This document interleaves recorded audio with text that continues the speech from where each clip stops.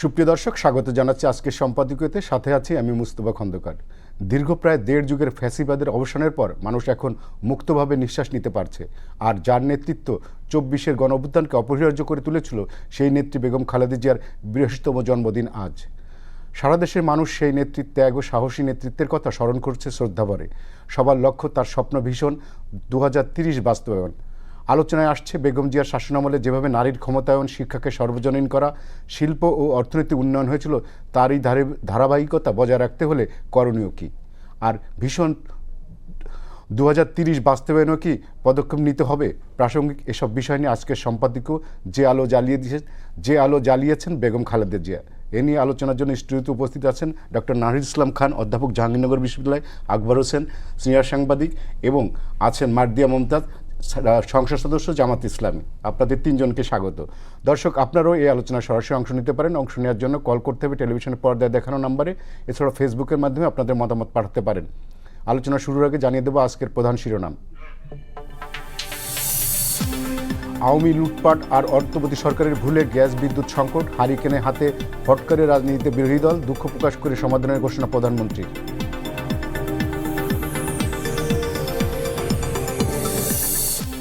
সংকটে আলোর দিশারি বেগম খালেদা জিয়া, জন্মবার্ষিকীতে আপসীন নেত্রীর আদর্শ ধারণ করে সার্বভৌমত্বকে অক্ষুণ্ণ রাখার প্রত্যয়, দেশ গঠনে ভূমিকা রাখার আহ্বান।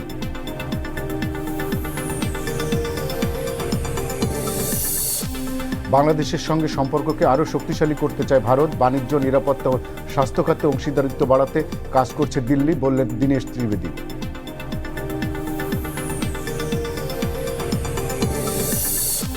হাম ও উপসর্গে থামছে না প্রাণহানি, একদিনে আরও ৮ শিশুসহ মৃত্যু ছাড়ালো ৯০০, নতুন করে আক্রান্ত ৭৯৮, ডেঙ্গুতে আরও ২ জনের প্রাণহানি, শনাক্ত ৭৩০। এবং বাংলাদেশের আশ্রিত ৩ লাখের বেশি রোহিঙ্গাকে ফেরত নেবে মিয়ানমার, রাখাইন নিরাপত্তা পরিস্থিতির উন্নতি হলেই শুরু প্রত্যাবাসন, জানালো দেশটির পররাষ্ট্র মন্ত্রণালয়।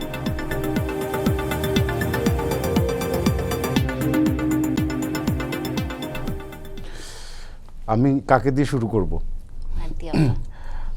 মার্দিয়া মমতাজ, আপনাকে দিয়ে শুরু করি। সবসময় তো এদিক দিয়ে শুরু করি, আজকে এদিক দিয়ে। এই যে আমরা বেগম জিয়ার সম্পর্কে বললাম অনেক কিছু, তার সময় আমাদের দেশে নারীদের একটা বড় ধরনের একটা অগ্রগতি হয়েছিল। তিনি নারী শিক্ষাকে অনেক করেছিলেন। নারীদের ৮ম শ্রেণীতে পরে উনি এসএসসি পরীক্ষা পর্যন্ত প্রায় অবৈতনিক পর্যন্ত করেছিলেন।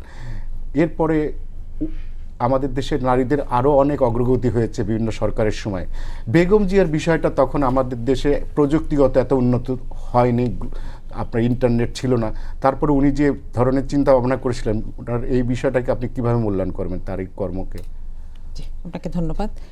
আসলে বেগম জিয়া আমার কাছে এখনও অবাক লাগে। আমি আজকে একটা ক্লিপ দেখছিলাম, তো ওখানে একজন আলোচিত সাংবাদিক, আমি বলবো, তাকে জিজ্ঞেস করছিলেন যে এই যে এত লোক মিছিল হলো, মিটিং হলো, আমাদের অর্জন কি? বিএনপির অর্জন। মনীষা প্রশ্নটা করেছিল এবং তিনি খুব বোল্ডলি, আমি দেখলাম যে তিনি চোখের দিকেও তাকানোর প্রয়োজন বোধ করেন, উঠে যাচ্ছিলেন, বলছিলেন আমরা জনগণের সমর্থন পেয়েছি।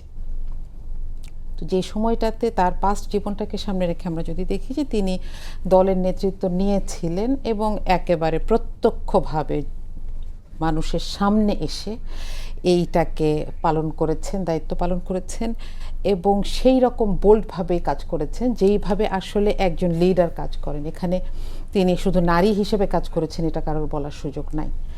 নারী শিক্ষার ক্ষেত্রে তার যেই বিশেষ কাজগুলো, যেমন উপবৃত্তি, তারপর মাধ্যমিক পর্যন্ত শিক্ষা ফ্রি করা, এবং এটা ছাড়াও বিভিন্ন জায়গায় আমি নিজেও উপবৃত্তি পেয়েছি, আমি সেটার বেনিফিশিয়ারি বলতে পারি। এগুলো ছিল ভিশনারি কাজ। সংসদীয় গণতন্ত্রে তার সময় ফিরে এসেছিলেন তিনি। অবশ্যই সংসদীয় গণতন্ত্রে তার অবস্থান এবং ৯১ এবং ২০০১-এ অত্যন্ত শক্তিশালী ভূমিকা। এবং একটা জায়গাকে আমি অ্যাড্রেস করতে চাই, তার যে ইনক্লুসিভিটি ছিল সেটা ছিল অসাধারণ। তিনি কখনো যেটা এখন বিএনপির মধ্যে আমরা একটু অভাব দেখি, যে এটা হতে পারে যে তখন হয়তো আমাদের একটা কমন অপোজিশন ছিল, যে তখন আমরা পাশাপাশি ছিলাম দেখে হয়তো এই পার্থক্যগুলোকে সামনে আনা হয়নি। তবে এটা ঠিক যে লিডারশিপ যেভাবে অ্যাড্রেস করে তার অনুসারীরা সেভাবে অ্যাড্রেস করতে বাধ্য হয়। যখন একজন প্রধানমন্ত্রী যিনি এই যে লম্বা সময় দেশে ছিলেন না, তখন তিনি যখন একটা আলাপ তুলে দেন মানুষের মুখে, মানুষ এটাকে আক্রমণাত্মকভাবে ব্যবহার করবে। কিন্তু বেগম জিয়ার মধ্যে এমনকি আওয়ামী লীগের জন্য আমরা সেই ভাষাটা কখনো ব্যবহৃত হতে দেখিনি। এবং আমি বিশেষ করে আমার দলের পক্ষ থেকে আমরা তার যে অবস্থানটাকে প্রশংসা করি সব সময়, সেটা হচ্ছে যে তিনি আমাদের যে নেতাদেরকে যখন ফাঁসি দেওয়া হচ্ছিল একজন একজন করে, তিনি তাদের নাম উল্লেখ করে বলেছিলেন যে তারা যুদ্ধাপরাধের দায়ে দায়ী নয়, তাদেরকে রাজনৈতিক প্রতিহিংসার কারণে ফাঁসির বলি হতে হচ্ছে। আমি মনে করি যে বিএনপির এই যে পায়োনিয়ার ছিলেন বেগম খালেদা জিয়া, সেই জায়গাটা থেকে এখনো অনেক কিছু শেখার আছে, অনেক কিছু বোঝার আছে, এবং ইনক্লুসিভিটিকে কিভাবে ধারণ করতে হয়, দলীয় ফিলসফিতে সেটাকে জায়গা করে দিতে হয়, এবং সেটার মাধ্যমেই যে আসলে বেশি কাজ করা যায়, সেটার মাধ্যমে আসলে বেশি সংখ্যক মানুষকে অ্যাড্রেস করা যায়, নিজের প্রভাব বিস্তার করা যায়, সেটার একটা বড় প্রমাণ ছিলেন তিনি। আকবর, আপনি সাংবাদিকতা করেছেন বেগম জিয়ার সময়ও, এবং আপনি তাকে অন্যান্য রাজনীতির কেন আলাদা ব্যতিক্রম মনে করবেন? সাংবাদিক হিসেবে প্রথমে বলি, আমার সুযোগ হয়েছিল বেগম খালেদা জিয়ার ইন্টারভিউ করার সময়। আমি একবার উপস্থিত ছিলাম গুলশান কার্যালয়ে, এবং আমি ওনাকে যতবার ইন্টারভিউ দিতে দেখেছি উনি খুব টু দ্য পয়েন্ট কথা বলতেন। মানে ওনাকে কোনো প্রশ্ন করা হলে উনি ঘুরিয়ে পেঁচিয়ে নানা কথা বলে, নানা কিছু বলে, অমুককে দোষারোপ করে তমুককে গালি দিয়ে ওটা বলতেন না। ওনার কাছে যেটা প্রশ্ন ওটাই উত্তর। এবং আমি একবার একটা ইন্টারভিউতে ওনার সঙ্গে আমি দেখলাম যে ওনাকে যে প্রশ্নই করা হচ্ছে উনি 1 থেকে 1.5 মিনিটের মধ্যে সে প্রশ্নের উত্তর দিচ্ছেন, সময় কিন্তু কম বেশি নিচ্ছেন না। তো এইটা আমার কাছে খুব ভালো লাগতো, কারণ নর্মালি আমরা যখন পলিটিশিয়ানদের ইন্টারভিউ করতে যেতাম আমরা সময় নিয়ে খুব চিন্তিত থাকতাম যে কোন দিক থেকে শুরু করবে আর কোথায় গিয়ে শেষ করবে, কিন্তু ওনার ক্ষেত্রে সেটা ছিল না। যাই হোক, আমার যে সময়টাতে বেড়ে ওঠা, তখন মানে আমরা দেখেছি যে তখন খালেদা জিয়া তো বাংলাদেশের প্রধানমন্ত্রী হলেন 91-এ, এবং এখানে দেখুন আমি খালেদা জিয়ার শাসন আমলটাকে দুটো ভাগে ভাগ করি। একটা হচ্ছে 91 থেকে 96, এবং অবভিয়াসলি 2001 থেকে 2006 সাল। 91 সালে খালেদা জিয়া যখন আসলেন, তখনকার সমাজে বাংলাদেশের নারীরা বুঝলো যে এই প্রথম যে একজন নারী বাংলাদেশের প্রধানমন্ত্রী হলো, এবং এটা যে তৎকালীন সমাজে বাংলাদেশের নারীদের মধ্যে কীরকম একটা আলোড়ন তৈরি করেছিল, এটা ওই সময়টাতে যারা ছিল না তারা সেটা বুঝবে না। এবং আপনি দেখবেন যে খালেদা জিয়া বাংলাদেশের একমাত্র লিডার যিনি জীবনে কখনো ইলেকশনে হারেননি। যতবার তিনি ইলেকশন করেছেন, যতগুলো আসন ইলেকশন করছেন, উনি কিন্তু শুধু নির্দিষ্ট কিছু আসন থেকে ইলেকশন করতেন না। আমরা দেখতাম এটা 91-তেও দেখলাম, 2001-এও দেখলাম, 2008-এও দেখলাম, যেখানে ধরুন বিএনপির একটা কোন্দল হতো, কাকে নমিনেশন দিবে সেরকম পারা যাচ্ছে না, ওখানে বেগম জিয়া ইলেকশন করতেন। এবং এটা শুধু ওই যে বললাম না একটি অঞ্চলে না, উনি নোয়াখালীতে ইলেকশন করতেন, উনি দিনাজপুরে করতেন, উনি খুলনায় করতেন, বিভিন্ন জায়গায় উনি ইলেকশন করতেন। এবং ওনার নির্বাচনে জেতার যে মার্জিন, এটা কিন্তু 2, 1,000, 3,000, 5,000 ভোটে ছিল না। উনি সবসময় জিততেন 50,000, 60,000 ভোটে। তো এটা একটা বড় জিনিস। আর উনি 91-এ যখন আসলেন ক্ষমতায়, তখন বাংলাদেশের অর্থনীতির যেটা লিবারালাইজেশন শুরু হলো, তখন বাংলাদেশকে বহির্বিশ্ব চিনল যে এখানেও একটা বাজার আছে, এবং এই দেশটাও একটা মুক্তবাজার অর্থনীতিতে অপারেট করতে পারে। এবং খালেদা জিয়ার দুটো শাসনামলে আমি সবচেয়ে বড় যেটা দেখেছি, উনি যাদের সঙ্গে কাজ করতেন তাদেরকে উনি পূর্ণ স্বাধীনতা দিতেন। মানে যাকে যে মন্ত্রণালয়ের দায়িত্ব দেওয়া হতো তিনি তাকে পূর্ণ স্বাধীনতা দিতেন। এবং পলিসিগুলো ইমপ্লিমেন্টেশনের ক্ষেত্রে ওনার সবসময় যে একেবারে যুক্তি দিয়ে এবং যেগুলোকে বিবেচনা করার, যেমন আপনাকে একটা উদাহরণ দেই, সেটা আপনি দেখলে বুঝবেন, যেটা এখনকার সময়ে হয়তো আমাদের জন্য আমরা ভেবে দেখতে পারি ব্যাপারটা কীরকম। যখন 2001 সালে বিএনপি ক্ষমতায় আসলো, তখন বাংলাদেশ ব্যাংকের গভর্নর হিসেবে নিয়োগ করা হয়েছিল ডক্টর ফখরুদ্দিন আহমদকে, যিনি পরবর্তীতে 111 সরকারের প্রধান উপদেষ্টা হলেন। আপনার খেয়াল থাকবে তখন তৎকালীন বাংলাদেশ ব্যাংকের সিবিএর যারা বিএনপিপন্থী নেতারা কোনো একটা কারণে ফখরুদ্দিন আহমেদের রুমে, গভর্নরের রুমে তারা স্টর্ম ইন করেছিলেন, মানে ঢুকে পড়েছিলেন কোনো অনুমতি ছাড়া, অনেকটা মব করার মতো আর কি। এবং তারা রুম থেকে বেরোয় যাওয়ার পরে 11 জন সিবিএ লিডারকে সেখানে তৎকালীন গভর্নর তিনি তাদেরকে সাময়িকভাবে বরখাস্ত করেছিলেন। এবং Begum Khaleda Zia being the prime minister উনি বলছেন যে আপনি যে সিদ্ধান্ত নিয়েছেন দ্যাট ইজ কারেক্ট। মানে দলীয় লোক হলেও যদি কেউ নিয়মের বাইরে যায় বা অন্য কোনোভাবে কোনো কিছু করার চেষ্টা করে, উনি এটাকে কখনো ওনার জানা মতে এনকারেজ করতেন না। উনি ওনার জানা মতে, জানার বাইরে অনেক কিছু থাকতে পারে, কিন্তু উনি যখন জেনেছেন উনি ওইটাকেই, উনি তার যারা পরিষদ বা মন্ত্রী পরিষদ বা বিভিন্ন জায়গায় যারা ছিল উনি তাদেরকে সর্বাত্মক সহযোগিতা দিয়েছেন। সো এই ব্যাপারগুলো আমি দেখি যে ওনার শাসনামলের মধ্যে দুটো জায়গায় এটা উল্লেখযোগ্য বিষয় আর কি।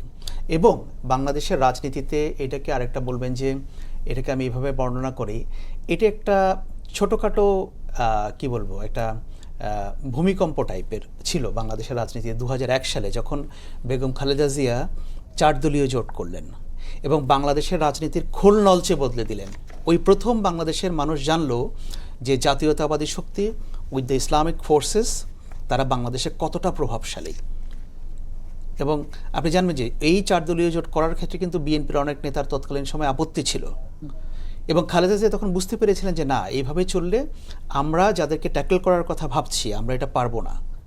এবং ওই যে বাংলাদেশের রাজনীতি একটা সিসমিক চেঞ্জ উনি তখন নিয়ে আসছিলেন, ওটা কিন্তু এখনো পর্যন্ত এটা চলবে। এবং আমার ধারণা যে ওই সমীকরণটা বাংলাদেশের রাজনীতিতে আগামী 30 বছর পর্যন্ত প্রাসঙ্গিক থাকবে। নাহিদ ইসলাম, বেগম খালেদা জিয়াকে আপনার পার্সোনালি আপনার অনেক স্মৃতি আছে এবং বেগম জিয়ার নারী উন্নয়নমূলক অনেক কাজ আছে, আপনার মূল্যায়ন কি তার সম্পর্কে? আসলে বেগম খালেদা জিয়ার আজকেই প্রথম জন্মদিন, যে জন্মদিন উনি পৃথিবীতে নাই।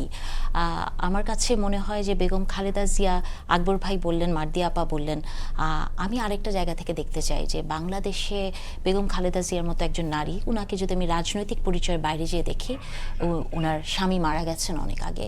বাংলাদেশে এই ধরনের মেয়েদের কিন্তু জীবন বা এই সাবকন্টিনেন্টে খুবই বিবর্ণ একটি জীবন হয়। সেই জায়গা থেকে বেগম খালেদা জিয়া এই সব নারীদের জন্য একটি আইকন হয়ে গেলেন। তিনি পোশাকে আইকন হলেন, চলাফেরায় আইকন হলেন, কথাবার্তায় আইকন হলেন। আর যে কথাটি আকবর ভাই বলছিলেন যে সেই সময়ে নারীর ক্ষমতায়ন বলতে বেগম খালেদা জিয়া এমন একটি জায়গায় বাংলাদেশের হাল ধরলেন যে নারীর ক্ষমতায়নটা আমরা ভাবতে শিখলাম যে বাংলাদেশের মতো দেশীয় প্রধানমন্ত্রী একজন নারী হতে পারেন। এই জায়গাটা থেকে আমি একটু যদি অন্য প্রসঙ্গে যাই, আমার কাছে মনে হয় যে আজকে বেগম খালেদা জিয়ার জন্মদিন, সেই সাথে সাথে আজকে শেখ মুজিবুর রহমানেরও মৃত্যুবার্ষিকী। পৃথিবীতে আমি সেটারও নিন্দা জানাই, কারণ আমি চাই না যে কোনো রাজনৈতিক হত্যাকাণ্ডই পৃথিবীতে হোক। এবং এই যে রাজনৈতিক হত্যাকাণ্ড বলেন অথবা জন্মদিন বলেন বা স্তুতির রাজনীতি বলেন বা বন্দনার রাজনীতি বলেন, আমরা হয়তো গত 2 বছর থেকেই একটা মৃত্যুবার্ষিকী দেখছি যেখানে খুব চিৎকার করে মাইকে কোনো বক্তৃতা বাজছে না বা শোকের মাতম হচ্ছে না। অথবা বেগম খালেদা জিয়ার জন্মদিন আপনি দেখবেন যে বন্দনার রাজনীতি থেকে এই মুহূর্তে বিএনপি বের হয়ে গেছে।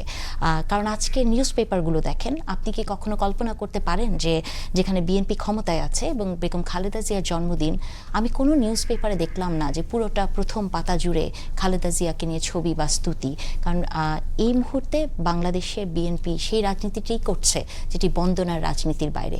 আমি মনে করি যে জনাব তারেক রহমানের এটি একটি বিশাল সাফল্য, উনি এটা করার চেষ্টা করছেন এবং সফলই হচ্ছেন যে উনি বন্দনার রাজনীতির বাইরে গেছেন। এটা বেগম খালেদা জিয়ার যে ইনক্লুসিভিটির যে রাজনীতির কথা আমরা বলি সেটার একটি পার্ট। আজকে আরেকটি খুব ইন্টারেস্টিং বিষয় ঘটেছে, সেটি হলো যে বেগম খালেদা জিয়া তার 2টো শাসন আমলে, প্রথম একটি শাসন আমলে তিনি শিক্ষকদের কল্যাণ ফান্ড করেছিলেন, সেকেন্ড একটি শাসন আমলে তিনি অবসর ভাতা শিক্ষকদের জন্য এটি করেছিলেন। আজকে তার পুত্র যে কাজটি করেছেন, এই টাকাগুলো আপনি দেখবেন যে গত 2022 থেকে 26 পর্যন্ত শিক্ষকরা এই টাকাগুলো পায়নি। এই টাকাগুলো তছরূপ হয়ে গেছে, এটা পায়নি। আজকে একটি অনুষ্ঠানের মাধ্যমে প্রধানমন্ত্রী যে কাজটি করেছেন, এই টাকাগুলো শিক্ষকদের দেওয়ার ওনার একটি ক্লিকের মাধ্যমে সেটি পৌঁছে গেছে। আমি মনে করি যে এটাই বেগম খালেদা জিয়ার সাফল্য। এগুলো বেগম খালেদা জিয়া এখন মারা গেছেন, আল্লাহর দরবারে এটি তার জন্য সাদকায়ে জারিয়া হিসেবে কাজ করবে। তো বেগম খালেদা জিয়াকে নিয়ে যদি বলতে চান, আমি যে কথাটি বললে যে ব্যক্তিগত অনেক স্মৃতি, ছোটবেলায় আমি স্কুল বিতর্ক প্রতিযোগিতায়, তখন একটাই টেলিভিশন ছিল, আমি ওনার হাত থেকে যখন পুরস্কার নিয়েছিলাম, একটা ছোট্ট একটা স্কুলে পড়া মেয়ে, তাকে তিনি বলেছিলেন যে তোমার মতো মেয়েই তো আমার লাগবে। তো এই যে এক ধরনের পজিটিভিটি মানুষের ভেতরে দেওয়া, ছোট একটা মানুষের ভেতরে এক ধরনের পজিটিভ একটা থিঙ্কিংয়ের বীজ প্রথিত করে দেওয়া, এটা আসলে আমাকে অনেক দূর নিয়েছে। এটি অত্যুক্তি মনে হতে পারে, কিন্তু আসলেই কিন্তু তাই। এবং আমি মনে করি যে বেগম খালেদা জিয়া, দেখেন শুধু তো এই বিষয়গুলো না, আইনগত দিকগুলো থেকেও যদি আপনি দেখেন যে অ্যাসিড নিক্ষেপের মতো একটি ঘটনা, সেই আইনটাকে কিন্তু বেগম খালেদা জিয়া করেছেন। বিধবা ভাতা বা নারী শিক্ষা, আমি মনে করি যে বিএনপি সরকার যদি সত্যি বেগম খালেদা জিয়ার ভিশন 2030 দিকে হাঁটে, এবং আমি বিএনপির ইস্তেহারেও তাই আছে, ওইটারই একটি এলাবোরেট ভার্সন হচ্ছে বিএনপির পরবর্তী যে 31 দফা, সেটা এই পথে যদি বিএনপি হাঁটে, এবং আমার ওই বিশ্বাসটাও আমি করতে চাই যে বিএনপি সরকার যেহেতু নারীর ক্ষমতায়নের ভেতর দিয়ে গেছে এবং নারী তার কেন্দ্রে ছিলেন, সো সবচেয়ে নারী বান্ধব সরকারটা এই সরকারের হাত দিয়েই হতে পারে। ধন্যবাদ। মার্দিয়া মোর্তাজ, আপনি আপনার কাছে আবার ফিরে আসি। এই তারেক রহমানের নেতৃত্বাধীন এই বর্তমান বিএনপি সরকারের 180 ডেজ, 180 দিনের একটা মাইল ফলক ছিল আজ। তো আপনি এই সরকারকে 180 দিনে কিভাবে মূল্যায়ন করবেন? জি, আসলে এমন একটা সময় আমরা এই সরকারটাকে দায়িত্ব নিতে দেখেছি, আমরা খুব একটা ট্রানজিশনের মধ্য দিয়ে যাচ্ছি, এবং আমার মনে হয় এখনও সেই ট্রানজিশনটা চলছে। কি ধরনের ট্রানজিশন? একটা তো হচ্ছে কম ক্ষমতার কেন্দ্রবিন্দু নিয়ে একটা ট্রানজিশন ছিল।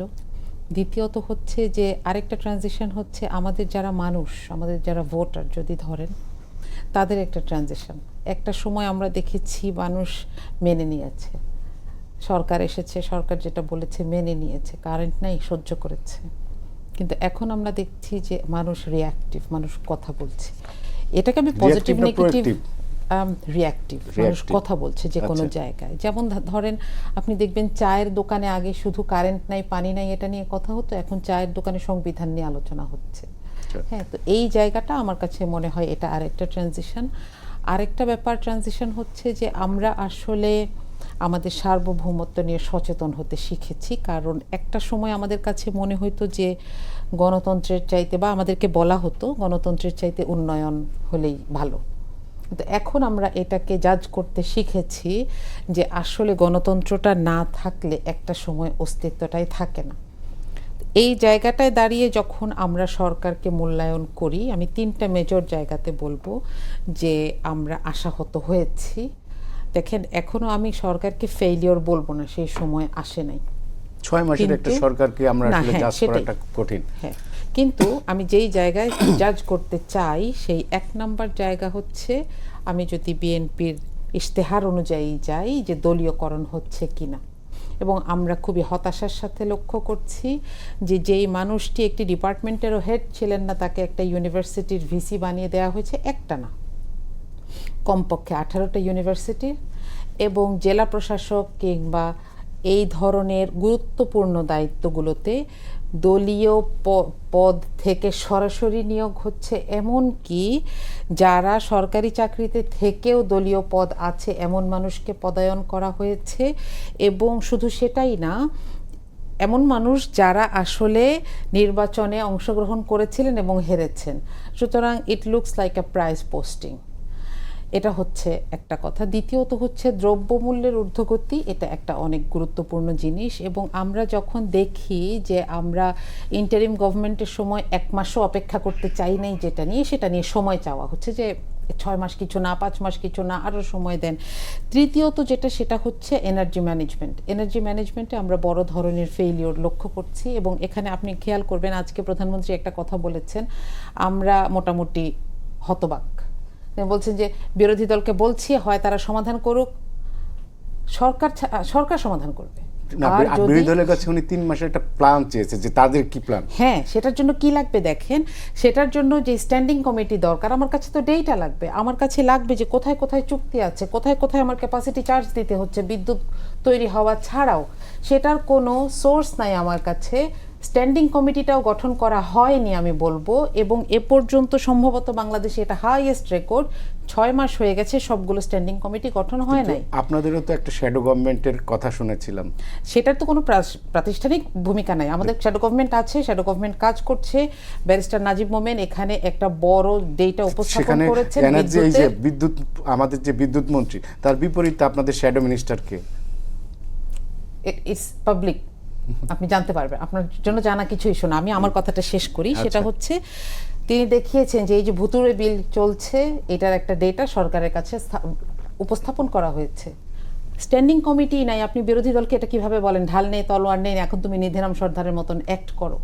এই জায়গাটা ইম্পর্টেন্ট। থার্ড যে জায়গাটা বলতে চাই সেটা হচ্ছে, দেখেন আইন শৃঙ্খলা পরিস্থিতি একটা ইস্যু, কিন্তু যখন দলীয় নেতাকর্মীদের, এমনকি যুবদল ছাত্র দলের মারামারিতে পর্যন্ত ঢাকা শহরে আমরা দেখছি যে সন্ত্রাসী হচ্ছে, এবং বিভিন্ন জায়গায় আপনি সিলেটের ঘটনা জানেন, হবিগঞ্জের ঘটনা জানেন, যেখানে সরাসরি সরকারি দলের ছাত্র সংগঠন এবং যুব সংগঠন সাধারণ মানুষের ওপর হামলা করছে, 2 জন মারা গেছেন, একজন সালাউদ্দিন, আরেকজনের চোখ উপড়ে ফেলা হয়েছে। এই জায়গাগুলো সত্যি সত্যি আমাদেরকে আতঙ্কিত করে যে তাহলে সামনে কি আছে। আমরা প্রজেকশন যখন করি তখন আমরা ভয় পাই। তো এটা দিয়ে মূল্যায়ন করতে গেলে আমার মনে হয় যে আমরা বাকি জায়গাগুলোতে, এমনকি দেখেন সরকারের যেটা আসল একটা ইউনিক সেলিং পয়েন্ট ছিল নির্বাচনের আগে, ফ্যামিলি কার্ড, সেটার বিতরণেও আমরা দেখছি যে চরম অব্যবস্থাপনা দেখা দিয়েছে, এবং এইটাকে দলীয় দৃষ্টিকোণ থেকে হিসাব করা হচ্ছে। আমি এটা সবসময় বলেছি, আমি আজকেও আপনার কাছে বলি, এটা বলে শেষ করছি, যে বিএনপিকে গভর্নমেন্ট হয়ে উঠতে হতো, যেটা বিএনপি দল থেকে গভর্নমেন্টে নিজেকে মানে চেঞ্জ করতে, এই ট্রানজিশনটা করতে পারছে না এখনো। এটা আমার কাছে সবচাইতে বড় ফেলিওর মনে হয়। একবার তোমার মূল্যায়ন জানতে চাই। আমার হচ্ছে মিক্সডের মধ্যে আমি প্রথমে পজিটিভ ব্যাপারগুলোতে আসি, যে আমার কাছে মনে হয় গত 6 মাসে বাংলাদেশে পলিটিক্যাল কালচারে কিছুটা পরিবর্তন এসেছে। আমরা আগে দেখতাম যে যারা সরকারে থাকতো তারা বিরোধী দলকে এমন দৌড়ের উপরে রাখতো, মামলা দিয়ে, মোকদ্দমা দিয়ে, হামলা করে, বাড়িতে না থাকতে দিয়ে। কিছু ঘটনা ঘটছে, সেগুলোকে এখনও পর্যন্ত আমি বিচ্ছিন্ন ঘটনা ওই শব্দটা প্রয়োগ করতেই স্বাচ্ছন্দ্য বোধ করব। ঘটেনি তা না, কিন্তু ওভারঅল কালচারে ওই জায়গাটাতে একটা পরিবর্তন এসেছে। সেকেন্ড থিং হচ্ছে পার্লামেন্ট। আমরা দেখলাম যে এই সরকারের সময় পার্লামেন্টটা মোটামুটি ফাংশনাল, ইফেক্টিভ, কারণ এখানে সংসদ সদস্যরা এখন চাইলেই পার্লামেন্টে অনুপস্থিত থাকা বা তাদের মতো করে তারা সেটা করতে পারছেন না, এবং বিভিন্ন বিষয় নিয়ে সেখানে আলোচনা হচ্ছে, পার্লামেন্টটা ফাংশনাল আছে। থার্ড থিং হচ্ছে ফ্রিডম অফ এক্সপ্রেশনের জায়গাটা, এটা খুব বেশি ক্ষতিগ্রস্ত হয়নি।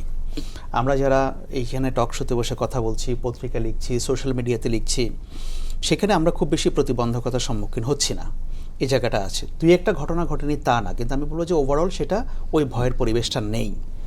থার্ড থিং হচ্ছে যে হিউম্যান রাইটস। ফোর্থ, হিউম্যান রাইটসের ব্যাপারটাতেও আমার মনে হচ্ছে যে সরকার কিছুটা সচেতন আছে, এবং এই 4টা জায়গাতে আমি ভালো দেখি। তবে যে ব্যাপারটা নিয়ে আমি কিছুটা শঙ্কিত, বা আমি বলবো যে আমারও একটা সমালোচনার জায়গা, যেটা মার্দিয়া মমতাজ কিছুটা বললেন, মানে প্রধানমন্ত্রীর জন্য সামনে কিছু চ্যালেঞ্জ আছে যেগুলো অলরেডি তৈরি হয়েছে। Number 1, energy security. এই সরকার এনার্জি নিয়ে কি করবে বিদ্যুৎ গ্যাসের জন্য, এটা ঠিক আমি এখন এটা ধারণাও করতে পারছি না যে আসলে পরিস্থিতি কোন দিকে যাবে। কেন যাবে সেটা আমি বলি। আপনি দেখেন, বিদ্যুৎ এবং গ্যাস নিয়ে বিদ্যুৎ মন্ত্রী বলছেন এক কথা, প্রতিমন্ত্রী বলছেন আরেক কথা। মন্ত্রী বলছেন ভাসমান এলএনজি টার্মিনালে সেখানে সমস্যা হয়েছে, যার কারণে গ্যাস সংকটে আমরা সাপ্লাই দিতে পারছি না, এটাতে বিদ্যুৎ কেন্দ্র এফেক্টেড হচ্ছে। আর বিদ্যুৎ প্রতিমন্ত্রী অনিন্দ্য ইসলাম অমিত, তিনি একটা কথা বলেছেন এই তো একদিন আগেই এনার্জি রিপোর্টারদের একটা ফোরামে, তিনি বলেছেন যে আসলে সরকারের টাকা নাই। ভেরি সিম্পল, কারণ একটা তো ওটা আছেই সমস্যা। উনি বলছেন, আমি ওনাকে কোট করি, যে জ্বালানি সরবরাহ নিশ্চিত করার জন্য তো অর্থের যোগান থাকতে হবে, সেই যোগানের জায়গাটি আসলে আমাদের হাতে নেই। খুব অনেস্ট কনফেশন। এখন সরকার এই টাকাটা কোত্থেকে আনবে? এটা যদি তারা জোগাড় করতে না পারে, সামনের দিনগুলোতে কিন্তু তাদের মাথা খারাপ হয়ে যাবে, মানুষ এটা মানবে না। আপনি যতই বলেন যে আওয়ামী লীগের আমলের জন্য এটা তৈরি হয়েছে, বিগত সরকার এখানে ইফেক্টিভলি তাদের নীতির কিছু ভুল ছিল, কিন্তু মানুষ এগুলো মানবে না খুব বেশি দিন। সরকারকে এটার অবশ্যই একটা উপায় বের করতে হবে। আর আমি সবচেয়ে বেশি অবাক হয়েছি, দেখুন 20 বছর আগে বিগত বিএনপি সরকারের যিনি বিদ্যুৎ প্রতিমন্ত্রী ছিলেন ইকবাল হাসান মাহমুদ, আমি ওনাকে ব্যক্তিগতভাবে পছন্দ করি। বাংলাদেশের রাজনীতি নিয়ে ওনার এক্সটেন্সিভ নলেজ আছে, হ্যাঁ, ওনার সঙ্গে গল্প করতে ভালো লাগে, হ্যাঁ, সবই ঠিক আছে। কিন্তু তখন কিন্তু এই বিদ্যুতের এই দায়ভার ব্যর্থতা নিয়ে ওনাকে রিজাইন করতে হয়েছিল। উনি তখন হাফ মিনিস্টার ছিলেন, প্রতিমন্ত্রী। তো 20 বছর পরে একই ব্যক্তিকে আবার প্রমোশন দিয়ে কেন ফুল মিনিস্টার করতে হবে? বিএনপি কি গত 20 বছরে একজন ব্যক্তি তৈরি করতে পারেনি এনার্জি খাতে যে এটা নেতৃত্ব দিতে পারে?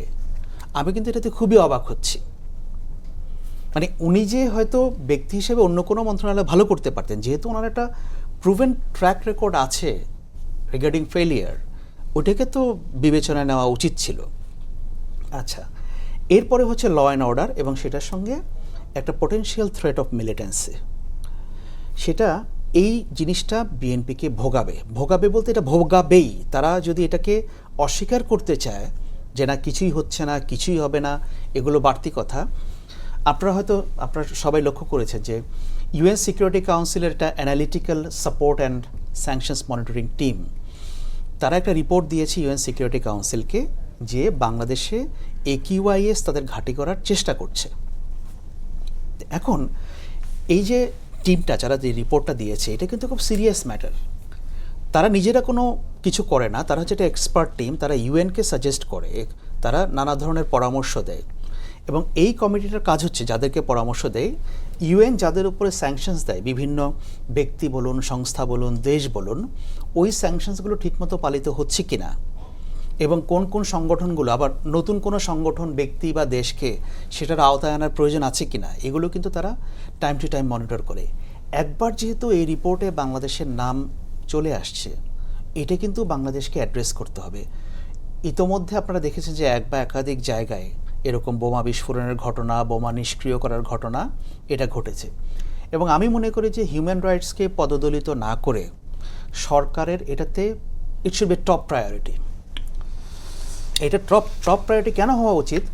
বাংলাদেশে যদি এই ঘটনাগুলো ঘটে, ওয়েস্টার্ন কান্ট্রিগুলো বাংলাদেশকে বা এইটার ব্যাপারে তারা কোনো কম্প্রোমাইজ করবে না, এবং আমরা তখন বিভিন্নভাবে ক্ষতিগ্রস্ত হতে থাকবো। আপনার মনে থাকবে যে 2001 থেকে 2006 সালে ওই বিএনপি সরকারের সময় তো কিছু ঘটনা ঘটেছিল। এখন এগুলোকে তারা যেন আর বাড়তে না দেবে, এটাই আশা করি, এবং এটা তাদের জন্য একটা বড় চ্যালেঞ্জ হবে। এবং এটার সঙ্গে কিন্তু ল অ্যান্ড অর্ডারের বিষয়টা আর কি। এবং আমি এটা বারবারই বলি যে বাংলাদেশে যে একটা স্বরাষ্ট্র মন্ত্রণালয় আছে, একটা মন্ত্রী আছে, এটা আমরা ফিল করি না, এটা আমরা বুঝি না। সো এইটা কিন্তু বিএনপিকে ভোগাবে। এটারও কিন্তু বিএনপির একটা ট্র্যাক রেকর্ড আছে 2001 থেকে 2006, যখন তৎকালীন প্রধানমন্ত্রী বেগম খালেদা জিয়া আইন শৃঙ্খলা রক্ষার জন্য অপারেশন ক্লিন হার্ট করতে বাধ্য হয়েছিলেন। সো এই তিনটা চ্যালেঞ্জ প্রধানমন্ত্রীর জন্য সামনের দিনগুলোতে অনেক অনেক বড় আকারে দেখা দেবে, এবং যদি তারা এটাকে ইফেক্টিভলি ডিল করতে না পারে, আমার ধারণা সরকার ডিস্টেবিলাইজ হয়ে যাবে। ভয়ের কথা। আপনার কাছে কি মনে হয় যে সরকার মানে ঠিক পথে আছে? আসলে সরকার ঠিক পথে আছে, ওই একই কথাই আসলে, যে নতুন একটা সরকার, অনেক চ্যালেঞ্জ, এবং ওই যে কথাগুলো বললেই মানে শোনা যায় যে সব জায়গাতেই একই কথা বলি, যে যেহেতু একটি বিশেষ সময় সরকার, আগের সিচুয়েশন অন্যরকম ছিল। সো ঠিক পথে আছে কি নাই এটা আসলে বিবেচনা করার থেকে সরকার যাতে ঠিক পথে থাকে বা থাকার জন্য তাকে যে সহযোগিতা করা, সেটাই করা উচিত। অনেক কথাগুলো হলো, যেমন মার্দিয়া আপার কিছু কথা বলি, উনি বলছিলেন যে বিএনপি আসলে গভর্নমেন্ট, সরকার হয়ে উঠতে পারেনি, কিন্তু বিরোধী দল আসলে বিরোধী দল হয়ে উঠতে পেরেছে। আপা অনেক কিছু বললেন যে ছাত্র দল এখানে মারামারি করে, সবাই মারামারি করে, ছাত্র দল যেমন মারামারি করে, শিবির মারামারি করে, জামাতি ইসলামী মারামারি করে। বাংলাদেশের রাজনৈতিক কালচারে এটা নতুন কিছু না। আমি ভেবেছিলাম যে এই কথাগুলো বলার মধ্যে আপা হয়তো রাজশাহীর আম্মারের কথা বলবেন, হ্যাঁ, কিন্তু এই প্রসঙ্গগুলো আপা বলেন নাই। তো এই জন্য মনে হয় যে বিরোধী দল আসলে তো বিরোধী দলই থাকে সবসময়। এখন এই মুহূর্তে 24-এর পরবর্তীতে আমরা আসলে আশা করি যে ইনক্লুসিভিটির কথা আপাও বললেন, আমাদের সবাইকে সবার ক্রিটিসাইজ করতে হবে, সবাইকে সবার প্রশংসা করতে হবে, ওই জায়গাটায় যাওয়াটা আসলে খুবই বেশি জরুরি। আকবর ভাই যে কথাগুলো বলছিলেন যে একটা থ্রেটের কথা, আসলে এটি খুবই গুরুত্বপূর্ণ। এবং আমি আরেকটা জিনিস মনে করি যে বাংলাদেশের রাজনীতিতে সবসময় যে প্রসঙ্গটাই আজকে আপনার টপিক, যে নারী এবং প্রধানমন্ত্রী বেগম খালেদা জিয়া, বাংলাদেশের রাজনীতিতে পরিস্থিতিতে নারী বিষয়ক মন্ত্রণালয়, সংস্কৃতি বিষয়ক মন্ত্রণালয় সবসময় দ্বিতীয় পর্যায়ে একটি মন্ত্রণালয় থাকে। এই যে দক্ষিণ পন্থার একটা উত্থান হয়, অথবা এই যে আমরা দেখি যে ক্লাসরুম মানে একটি কোনো রাজনৈতিক দলে বলা হয় যে যদি কোনো পুরুষ নারীকে পড়ান সেই শিক্ষক কখনো সেই দলীয় কার্যক্রমের রুকন হতে পারবেন না, বা এই যে একটা মাইন্ডসেট তৈরি করা যে নারী এবং পুরুষের বিভাজন, এবং আপনি দেখেছেন টিএসসিতে যা করা হয়েছে, বা আমি দেখলাম যে বিরোধী দলের একজন নারী এমপি তিনি বলছিলেন যে আলাদা শিক্ষার কথা নারী এবং পুরুষের। আসলে এই দক্ষিণ পন্থার উত্থানের পেছনে আমি স্বরাষ্ট্র জাস্ট একটু ইন্টারাপ্ট করি, সেটা হচ্ছে আজকে 4 জন স্থায়ী কমিটির সদস্য নির্বাচিত হয়েছে বিএনপি, নিয়োগ দেওয়া হয়েছে, তাদের মধ্যে কিন্তু 4 জনই পুরুষ। বিএনপির 14 জন না 15 জন আছে, তার মধ্যে একজন মাত্র নারী। হ্যাঁ, এটা তো এই কথাটাও সবসময় বলেছি, হ্যাঁ, যে যেমন ধরেন বিএনপিও তো 5% নারী মনোনয়ন দিতে পারেন নাই, আরেকটি দল তো দেনই নাই এবং কোনোদিন দিবে বলেও মনে হয় না, হ্যাঁ। অথবা ধরেন তাদের টপ কখনো আমির হতে পারবেন না, তাদের আমির বলেছেন, কিন্তু আপার একটি ইন্টারভিউতে আমি দেখলাম যে আপা আবার বলছেন আমির হতে কোনো বাধা নাই। এই যে এই বিষয়গুলো, বা এই যে আমি তো বিএনপিকে বললাম আপনাকে যে আমি নারী বান্ধব একটি রাজনৈতিক দল দেখতে চাই, কারণ যে রাজনৈতিক দলের ইতিহাসই হচ্ছে নারী কেন্দ্রিক, এবং আপনি যদি জনাব তারেক রহমানের জীবনযাপনও দেখেন, তিনিও কিন্তু খুব ক্ষমতাবান নারীদের মাঝেই থেকেছেন গত 17 বছর। সেখান থেকে আসার জায়গাটা অনেক উপরে চলে যায়, এবং সেই জায়গা থেকে আমার কাছে মনে হয় যে স্ট্যান্ডিং কমিটিতে নতুন 4 জন এসছেন, একটা নারী মুখ দেখলে সবচেয়ে বেশি খুশি হতাম আমি। অথবা আমরা যে দেখি যে প্রধানমন্ত্রী সফরে যাচ্ছেন, নারী মুখ দেখতে পাই না। আসলে এটা আমি জানি না যে কি কারণে, কিন্তু আমার প্রধানমন্ত্রীর মনে হয় অনেকগুলো উপদেষ্টা আছে, কোনো নারী উপদেষ্টা আমরা দেখছি না। হ্যাঁ, আমরা কোনো নারী উপদেষ্টা দেখি না। এইগুলো থেকে বের হতে হবে আসলে। আপনি এখন বলতে পারেন যে এটা সিস্টেমের একটি ফলাফল, এই সিস্টেমের ভেতর দিয়ে বাংলাদেশ আছে, এবং গত 18 মাসে নারীর সিচুয়েশন বাংলাদেশে যা হয়েছে, এর আগেও খারাপ ছিল, কিন্তু সাইবার বুলিং বলেন, বা আমি এখন পর্যন্ত বিএনপির কোনো দৃশ্যমান কিছু অ্যাক্টিভিটিস দেখি নাই যে নারীর প্রতি সাইবার বুলিং সহিংসতায়, বাট আমি তারপরও আশা করি যে এই কাজগুলো হবে। আর যে কথাগুলোর মধ্যে দিয়ে আছি যে বিএনপিকে সফল হতে পারছে কিনা, সফলতার অনেকগুলো জায়গা আছে, ব্যর্থতাও আছে যদি আপনি এইভাবে মূল্যায়ন করতে যান। তবে আমি মনে করি এই সরকারকে আরও অনেক দৃঢ় হতে হবে, পদক্ষেপগুলো আরও অনেক স্পষ্ট নিতে হবে। আকবর ভাই অনেক ক্ষেত্রেই খুব স্পষ্টভাবে বলেছেন যে বিএনপির চ্যালেঞ্জগুলো কোথায়, মার্দি আপা বলেছেন এনার্জি সেক্টর বা কিছু। আমি মনে করি যে এগুলোকে শক্ত হাতে মানে পর্যালোচনা করে একটা স্টেপ নেওয়াটা খুবই জরুরি। তা না হলে কিন্তু ডিস্টেবিলাইজড হওয়াটা কিন্তু সময়েরই একটা মানে সময়ের অপেক্ষা ছাড়া কিছু না। মার্দি আপা, নাহিদ ইসলাম খান একটা প্রশ্ন রেজ করছেন যে আপনি যেমন বলছেন যে বর্তমান সরকার গভর্নমেন্ট হয়ে উঠতে পারেনি বিএনপি থেকে এখনো, আপনার দল যে জামাত ইসলামী, তারা কি সত্যিকার বিরোধী দল হিসেবে অ্যাক্ট করছে দায়িত্বশীল যেটাকে বলে? কারণ আপনারা 6 মাস একটা সরকার হতে পারল না, তাতেই আপনারা সচিবালয় ঘেরাওয়ের মতো কর্মসূচি দিয়েছেন। তো আপনাদের ভেতরে কি দায়িত্বশীলতা আমরা দেখছি? জি, আপনাকে একটা কথা আমি একটু মনে করার চেষ্টা করছিলাম যে আপনি আসলে নারিন আপাকে কি জিজ্ঞেস করছেন, কারণ আপনি যখন সরকারকে মূল্যায়ন করতে বলছিলেন, আপা দেখি বিরোধী দলকে মূল্যায়ন করছিলেন। তো আমি মনে করলাম যে কাকে আসলে, আপনার প্রশ্নটা কি ছিল আমি একটু মনে করার চেষ্টা করছিলাম। এখানে একটা জরুরি কথা আমাদের বলা দরকার, সেটা হচ্ছে যে বিরোধী দলের আসলে কাজ কি। বিরোধী দল কিভাবে সরকারের সাথে কাজ করে, প্রথমত হচ্ছে সংসদকে কার্যকর রাখার মাধ্যমে উপস্থিতি বলেন, রেসপন্স বলেন, প্রস্তাব আনা বলেন, নোটিশ দেওয়া বলেন, এবং জরুরি এবং জনগুরুত্বপূর্ণ বিষয়কে অ্যাড্রেস করা থেকে বলেন। দ্বিতীয়ত হচ্ছে যে স্ট্যান্ডিং কমিটিগুলোর মাধ্যমে সরকারের সিদ্ধান্ত গ্রহণে স্ক্রুটিনি করার যে কাজটা, সেটা করছে কিনা। তৃতীয়ত হচ্ছে জনসম্পৃক্ততার জন্য তারা গণতান্ত্রিক উপায় অবলম্বন করছে কিনা। এবং আমি যদি এই 3টাতে মার্ক দিই, আমি 3টাতে বিরোধী দলকে, ভালো করে বলতে গেলে 11 দলীয় জোটকে আমি 100-তে 100 দেব। 100-তে 100? কারণ আপনি যদি সংসদের দিকে দেখেন, সংসদকে আমরা যদি সিরিয়াসলি না নিতাম, তাহলে সংসদকে, এই যে আমরা আজকে শুনছি, আকবর ভাইও বললেন যে সংসদ কার্যকর, অনেক দিন পরে জাতি একটা কার্যকর সংসদ দেখতে পাচ্ছি, এটা হতো না। এবং এটা আমি খুব আত্মবিশ্বাস নিয়েই বলতে পারি। আমি নিজে সংসদে যাওয়ার আগে একটা অধিবেশন চলে গেছে, দ্বিতীয় অধিবেশনে আমরাই ছিলাম, এবং বাজেট অধিবেশনে আমরা অত্যন্ত গুরুত্ব সহকারে দেখেছি, কাজ করেছি এবং আমাদের মূল্যায়নগুলো উপস্থাপন করেছি, এবং আমাদের 7টির মতন মূল্যায়নকে সরকার রিকনসিডার করেছেন বাজেটে। প্রধানমন্ত্রী নিজে সেগুলোকে অ্যাড্রেস করেছেন। ডেফিনেটলি এটা ওনার জেনারসিটির একটা প্রকাশ, কিন্তু অবশ্যই আমি বলবো যে এই মূল্যায়নগুলো আমাদের পক্ষ থেকে গিয়েছে। এমনকি আপনি দেখেন শেষ দিন যেদিন প্রধানমন্ত্রী বক্তৃতা দিচ্ছিলেন, একটা বিষয় তিনি বললেন যে এই বিষয়টা আমার কাছে ক্লিয়ার না, আমার কাছে যদি একটা লিখিত নোটিশ আসে তাহলে আমি এটা চিন্তা করব, এবং সেদিনই জোহরের নামাজের বিরতিতেই তার কাছে এটা লিখিত যায় এবং জোহরের নামাজের বিরতির পরে সেটা অ্যাকসেপ্ট হয়, তিনি এটা গ্রহণ করার সুপারিশ করেন অর্থমন্ত্রীকে। দ্বিতীয়ত হচ্ছে যে আমরা আসলে স্ট্যান্ডিং কমিটিগুলোর মাধ্যমে কাজ করতে পারছি কিনা, এখানে আমি বলবো আমাদের এফোর্ট আছে 100 ভাগ, এবং আমরা এটা নিয়ে সংসদেও বলেছি যে আসলে সবগুলো স্ট্যান্ডিং কমিটি হয়নি, মাত্র 4টি হয়েছে 6 মাস হয়ে গেলেও, এবং সেগুলোতেও কিন্তু আমাদের অবস্থা হচ্ছে এরকম যে 9:30টায় মিটিং, আমাদেরকে জানানো হচ্ছে 10:45টায়, এবং এটা আমরা সংসদে বলেছি অন রেকর্ড। তৃতীয়ত হচ্ছে যে জনগুরুত্বপূর্ণ বিষয়কে অ্যাড্রেস করা হচ্ছে কিনা। 6 মাসের মাথায় তো এটা না, আওয়ামী লীগ যাওয়ার পরে বা আগের স্বৈরাচার সরকারের যাওয়ার পরে তো আমরা 6 মাস পার করি নাই, আমরা এর আগে 1.5 বছর পার করে এসছি। সেই সরকারকে আমি 100 বার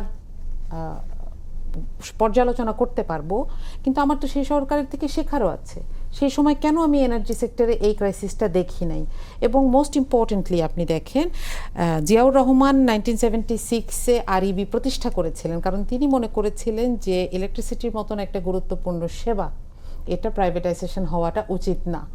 বর্তমান সরকার এখন কার সাথে কথা বলে কোন প্রসেসে এটা প্রাইভেটাইজেশনের দিকে যাচ্ছে, এটা আমাদের কাছে পরিষ্কার না, এবং এটা করা হচ্ছে কোন সময়টাতে, যখন অধিবেশন চলছে না।